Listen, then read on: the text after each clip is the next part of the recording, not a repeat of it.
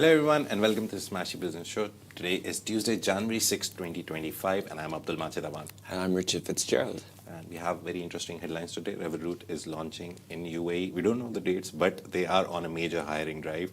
And apart from that, we're going to talk about how Dubai Chocolate has helped Dubai Duty Free to record AED 8.68 billion in sales. They were in fifth in the category, but very important contribution.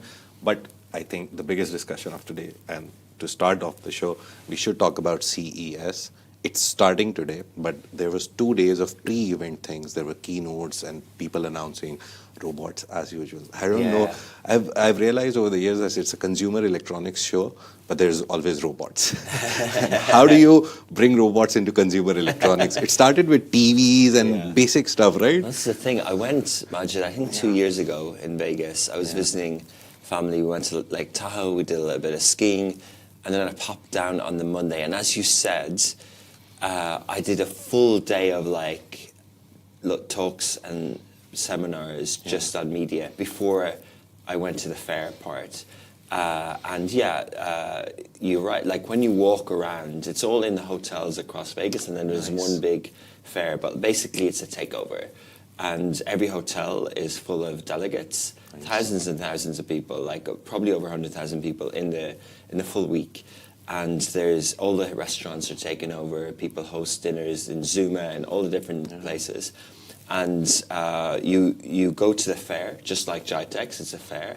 But then there's lots of sideshows, there's lots of things. And each hotel is fancier than the next. And each hotel, it's a full city takeover. And you end up doing so much steps, like you're walking everywhere.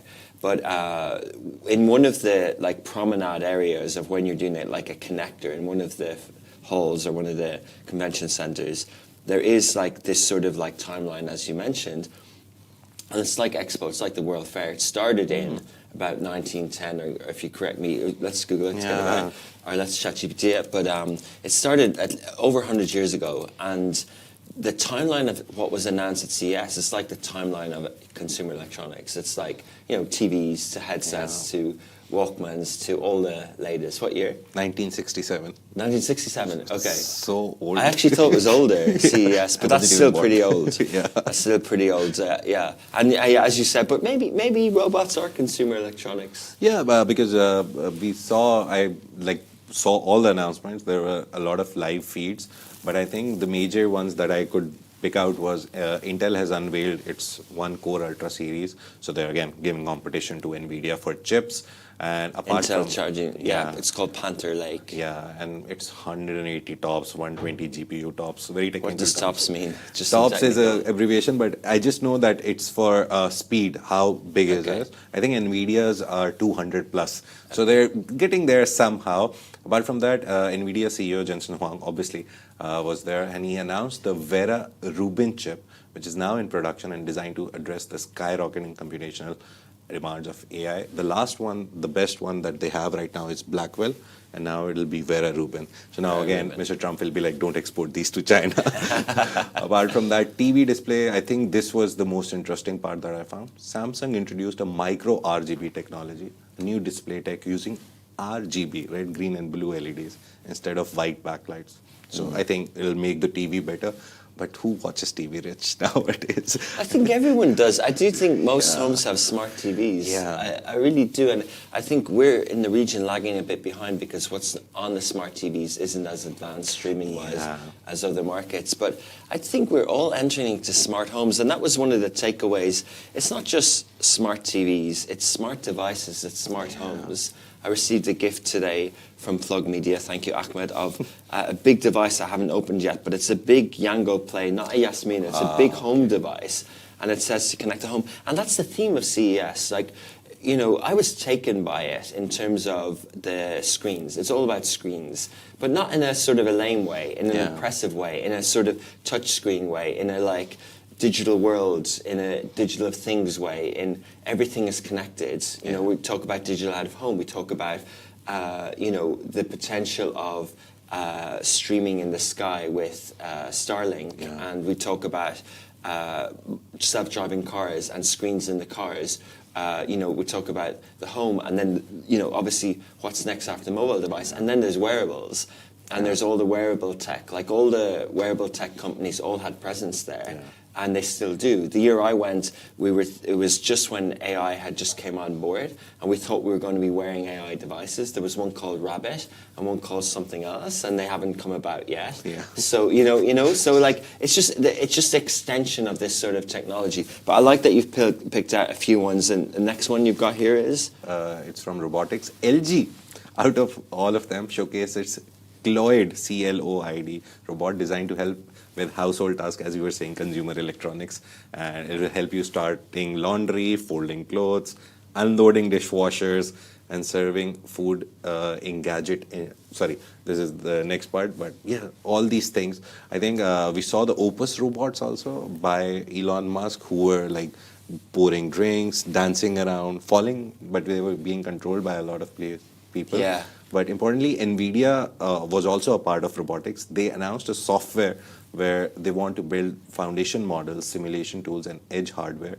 So basically, the company name on the robot can be anything else, but inside they want all NVIDIA. Yeah. So that's one of the things that also happened. And one of the things, this was interesting. Dell CEO, so Dell are good with laptops. In Pakistan, Dell are considered the best laptops because you can throw them in the dustbin and then pick them out. They won't break. Yeah. But he was one of the people who admitted a mistake. He said that we killed the XPS brand. XPS is basically their thin, ultra light, like MacBook Air kind of laptops. And they killed the brand. And then he's like, we are going to bring it back. So that is one of the announcements for the Dell people. AMD's. It's very interesting that it's all household names, isn't it? It's Intel, Dell. And it's just, the event hasn't started. LG. It starts today. Yeah, but Imagine. Samsung, but the new world, this new world of robotics and AI and screens is still the innovative big guys. Like they're making moves, they're making investments. There'll be new entrants, of course, but yeah. Well, a lot of things, but there was a self-drive car. I forgot to add that pointer. I just realized Uber and Waymo, they are in a partnership, and they are putting up a self-driving car. We all know Teslas, but which are more into self-driving. But Uber is now also coming up with Waymo for self-driving. Yeah. And the overall theme, obviously, which we saw last year, even at a finance event, it was all AI. So obviously, consumer electronics would be AI as well. So this was the whole theme of the event. Obviously, we will tell you more about it as days go by. There's a 3-day whole exhibition now, plus obviously keynote speak. I'm trying to find if we have representation from the Gulf region, if we have Upton's brands. there. Upton's there, but maybe product-wise, Upton maybe we'll from have Upton someone. Media, which we acquired, Yeah. good friend. So, for products and representation, it's a long way to go. It's on the West Coast. It's you do get some curious people from the region popping in, but it's not necessarily the go-to. You have a lot more Middle Eastern represented at Cannes and Cannes Line, and some still go to South by Southwest. Oh yeah, that one also. There'll be a few people, especially linked with the companies that are here. Sometimes, Samsung will bring over some creators, or sometimes, it depends on the launch, or sometimes media will be invited maybe through Microsoft or things like that. Oh, yes. Generally, you'll see one or two people posting on LinkedIn in the next few days, but it's not necessarily the place you would go for, unless you have business in the US. There's not necessarily, unless you have supplier business in the US, there's not necessarily a direct link. And the closest that we have here is GITEX. You look at how EANs have their demonstration. That's more impressive than a lot of the pavilions in CES. Like, there's nothing better over there. It's just been around for a long time, and obviously those companies bring out more of their wares over there, and we don't have as many of them here. But the big kind of GITEX in the World Trade Center, that part of it is very like how they'll be doing their things. I think the best guess would be like Humane. They're already building laptops and everything. Most probably they'll start going into consumer electronics and AI. And next year we'll see them doing something there. But we have up and coming companies which are building something. And maybe soon enough we'll see that all these events, which are usually for the West and for the big products, we'll see Gulf company representation also. Moving on, one of the companies from UK, global fintech giant Revolut, is ramping up operations in the UAE with a major recruitment push across 10 senior positions. The company's GCC CEO, Ambreen Musa, announced the hiring drive this week as the $75 billion firm. I still can't make up this number. Like, how big is it? It prepares for its regional Middle Eastern debut. Is Revolut the one where the founder moved from the UK? Yeah, Nick Storonsky. Now he's domiciled in the UAE now, in Dubai, basically. So that will help, won't Yeah. it? Like, so Revolut is currently seeking candidates for key roles, including regulatory report managers, compliance officers, and financial crime risk specialists. The company is also recruiting for commercial positions with vacancies for heads of growth and marketing. Very interesting hiring pattern, but operating from Dubai International Finance Center, Revolut is awaiting full licensing approval. They just got an in-principle approval right now in September last year, so they're looking for a full approval. And then it is reported they have nearly 140 employees already. Already, wow. Yeah. So Musa, who previously founded financial comparison platform Souk Kamal, is building what she describes as a dynamic team that takes ownership and never settles. The UAE's launch represents Revolut's strategic entry into the GCC market. Maybe other GCC countries will follow, with plans to offer multi-currency accounts and international transfers.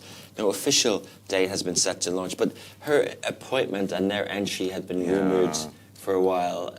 You know, they had a big announcement when you, as you rightly said, they got regulatory approval. Her career is interesting to go to that founder mindset to now work in a banky, fintech, global thing.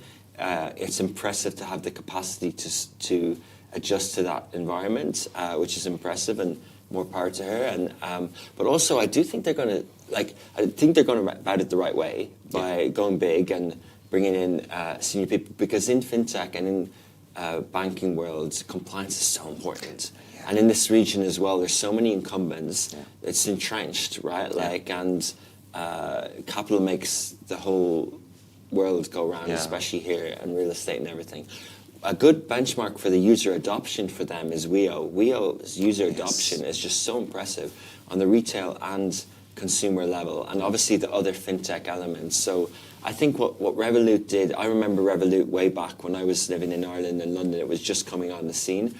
And it was the one that the kids and the students used because they were just fed up of banks, and they were just fed up of going to the bank, and they just wanted things on their smartphone. And it was just a way to like track their expenses. That was one of the UX UI features that it had as a benefit. It just had you really knew what you spent your money on, whether it was, you know, groceries or fags or cigarettes or whatever, or like whatever you spent your money on, it would break it down really well. Nice. And I don't think Rio is really good, but I think probably there are some features in UX UI that Revolut will fancy their chances with, and it's a growing market, you know.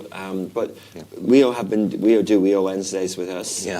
Tomorrow is Wednesday. They do Weo Wednesdays, so Revolut have a lot to catch up in their marketing. The good thing about it is we interviewed one of them, the marketing head. So that was like, she is from the region, she is Dubai born, she's Emirati, she understands the culture and how things work here. So Revolut most probably hiring Amreen Musa, who's run a business here and understands the environment. They didn't just fly in a person from outside and be like, figure it out. They're like, no, this woman has been here for nearly 2 decades, has been in the circles, knows how everything works. So they hired her. So very nice strategy. The basic thing about Revolut is, I always say that it's bigger than some of the banks in UK right now. It's bigger than combined 3 or 4 biggest banks. So 75 billion is a big evaluation. The MWC place I went, there was one guy, representative of Revolut, he was roaming around. We had a chat with him and he was like, yeah, we raised nearly 3 billion recently, and then their valuation reached 75 billion.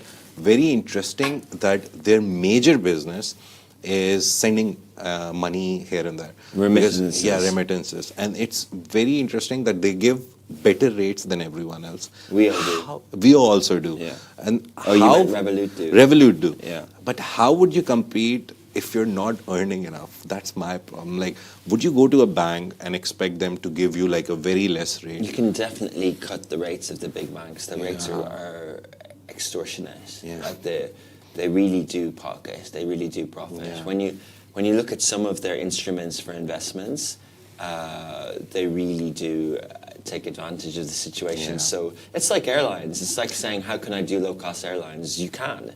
Yeah. You just remove the frills. And I think with banking, especially with digital, but you're right, like offering higher interest rates on investments than the central banks or whatever seems too good to be true sometimes. Yeah.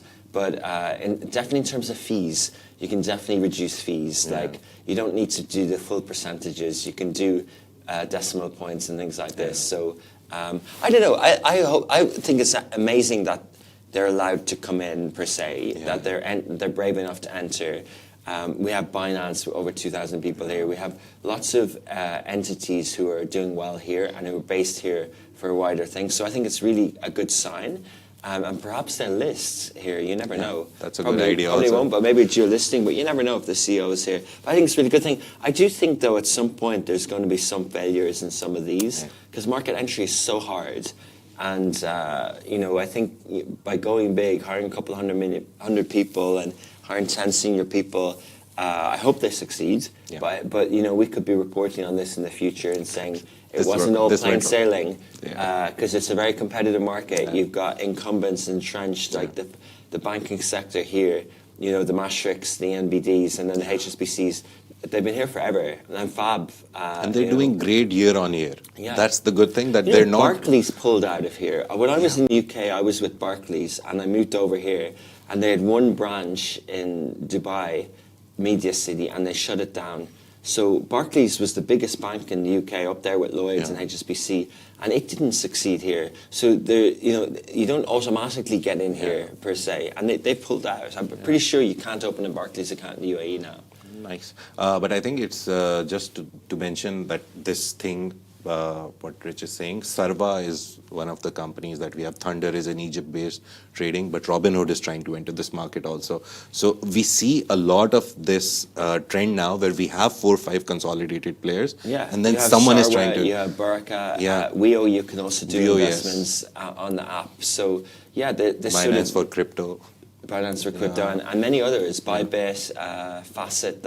We did interview Trade Hub COO like 2 weeks ago. So that's there's small players people don't even know about, and you they should have look at Facet, FASSET. They're Dubai based and they're exploding. They're doing really well trading. So it's a trend that people are trying to come into the market, but the market is already there and there's like 4 or 5 players already. True. So how they will compete, that's the biggest question.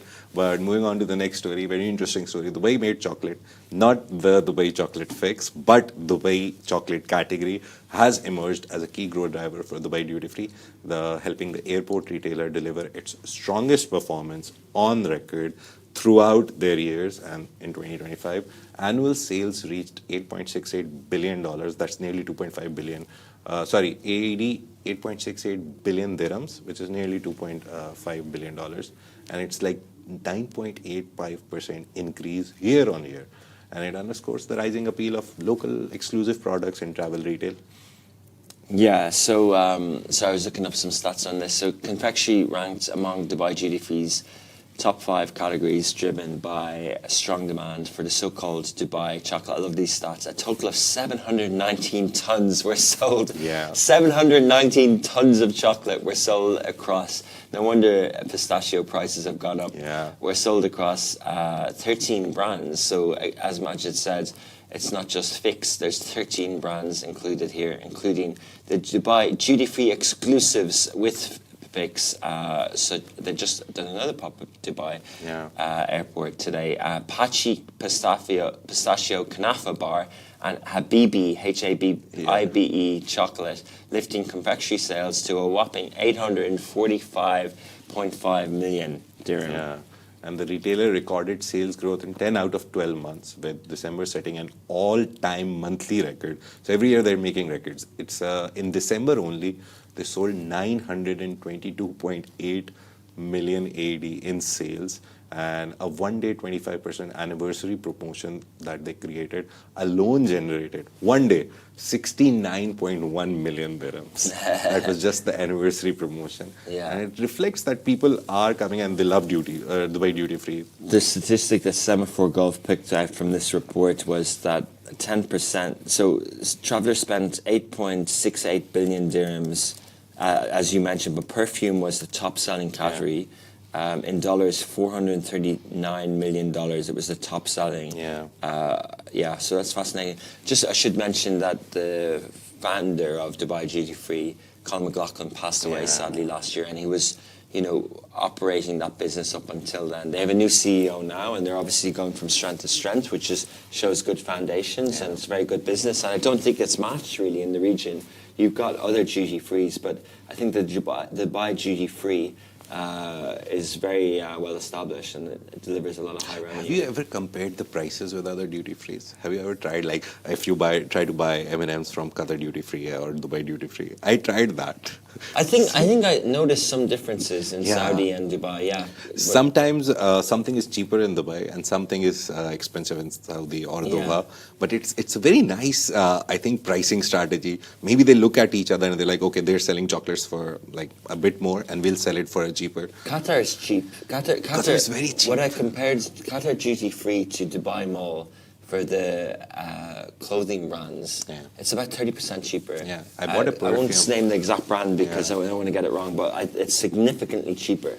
No, I bought a perfume on the Dubai Duty Free. It was 850. You contributed to this number. That's the problem. Yeah, perfume was 850 dirhams, and then my wife was when we went to Web Summit in Feb, and she was like, "Try it on Qatar Duty Free."